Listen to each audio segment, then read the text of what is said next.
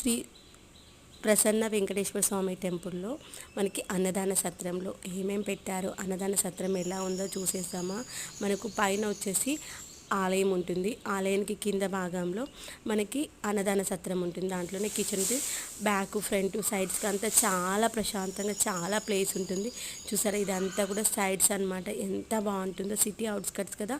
Temple చాలా ప్రశాంతంగా చాలా బాగుంది. ఇక్కడ ఏం పెట్టారో చూసామా.